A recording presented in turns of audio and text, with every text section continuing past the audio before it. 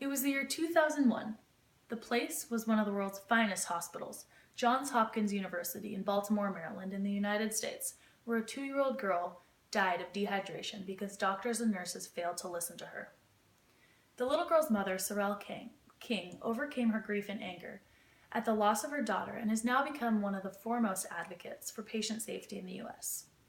Sorrel King recounts the events of the tragedy in her book, Josie's Story. Sorrel had noticed her daughter's thirst 2 days prior to her demise and had repeatedly asked the nurse if she could have something to drink. But the doctors and nurses said no. Sorrel also recounts other instances during Josie's stay where the doctors failed to respond adequately to the concerns she raised. Sorrel King says, "Josie died because you failed to listen to me."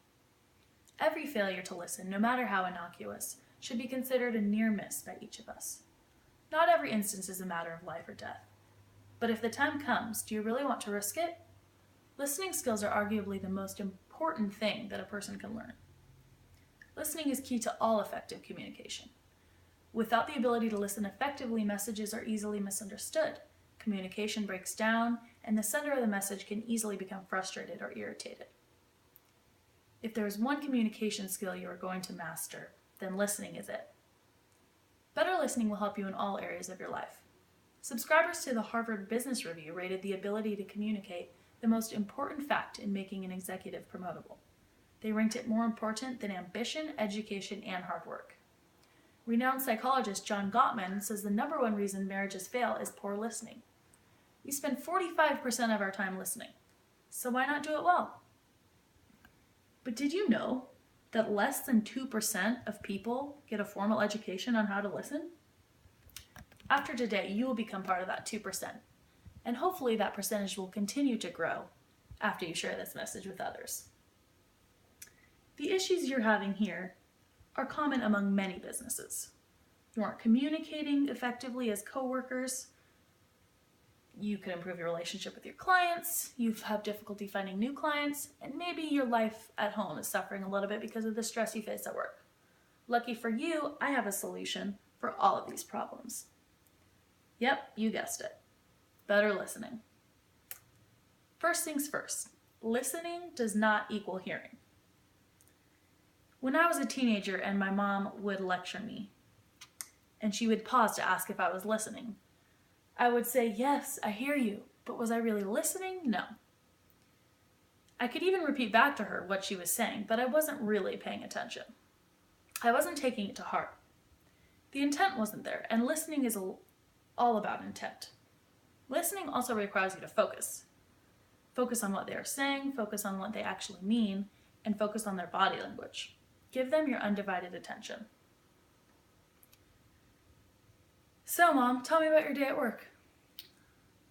Well, I had a patient in Laguna Beach. She's about 93 years old. She's having a hard time with stairs. And then right after that, I headed out to visit with my sister. Are you listening to me? Oh, what? Yeah. Did it seem like I was caring about what you were saying? Not at all. But how often do we really do that? We look at our phones, we look at TV, we check our watches. We need to be giving them our undivided attention when we're listening. And we need to eliminate all distractions. Rachel Naomi Remen said the most basic, powerful way to connect to another person is to listen. Just listen. Perhaps the most important thing we ever give each other is attention. Notice she said just listen. When somebody else is talking, listen to what they say. Don't interrupt, don't talk over them or try to finish their sentences. Stop, just listen. Whether it is a spouse, a friend, a coworker, or your boss, we as humans just need to be heard. When we are heard, we feel validated, and the relationship improves. Even if the person is talking about a problem that may seem so obvious, they don't want you to point it out to them. They just want you to listen to them. Which leads me to my next video.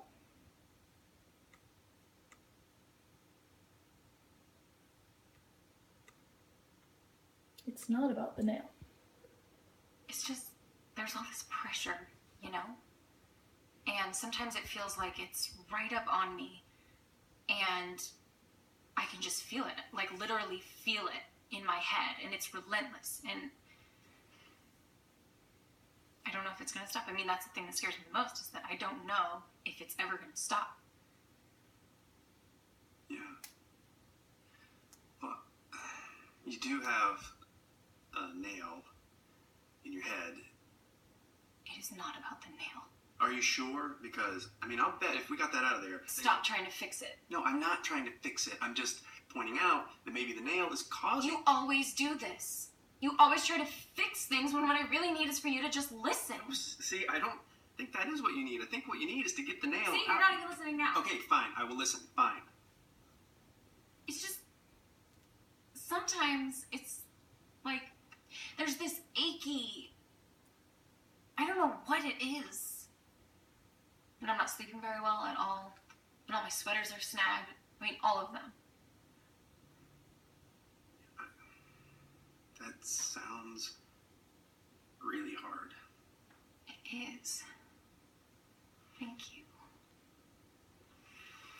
Ow! Oh, come on. If you would just... Don't... Try to see things my way. Do I have to keep on talking till I can go on? We can work it out. We can work it out.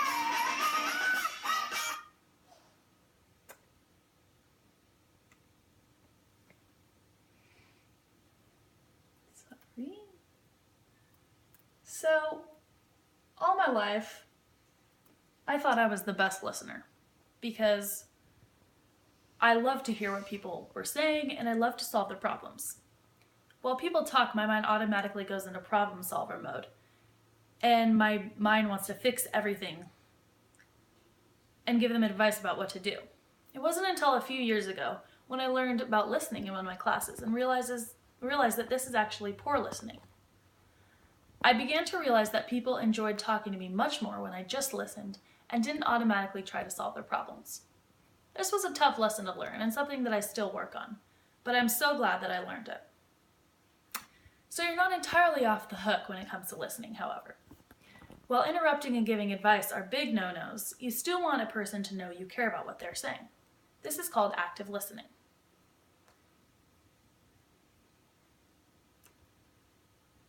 Nodding occasionally, giving facial expressions, smiling, and encouraging the speaker with verbal comments like yes and aha are all part of active listening.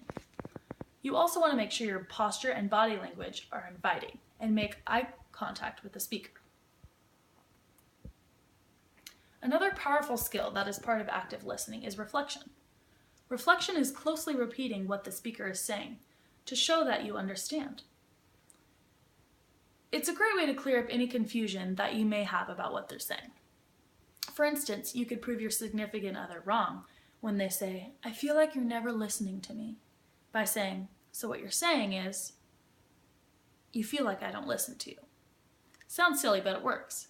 And it doesn't have to be word for word. Like if I say I don't understand my boss. One minute he says one thing and then the next minute he says the opposite. You say, "You feel pretty confused by him, huh?" Okay, let's try it out. I'll say something and you reflect it back to me. "I've had a really long day. Work, errands, taking care of the kids. It just seems like it never ends." So what you're saying is you had a really long day and it sounds like you're really busy with work and taking care of the kids and Perfect. you just need a rest. Perfect. That's reflective listening. There's nothing worse than telling a story or sharing how you feel only to be met with silence. Showing genuine interest in what the speaker is saying is really important in effective listening. Ask questions when they're finished, and please never twist the speaker's words or judge in any way. But do show your care and concern. I promise that doing this will improve your life in areas you didn't even know you needed improvement. Better listening will take you far, whether it is getting that promotion, saving your marriage, or saving a life. These basic skills will dramatically improve your business and your relationships in and out of work.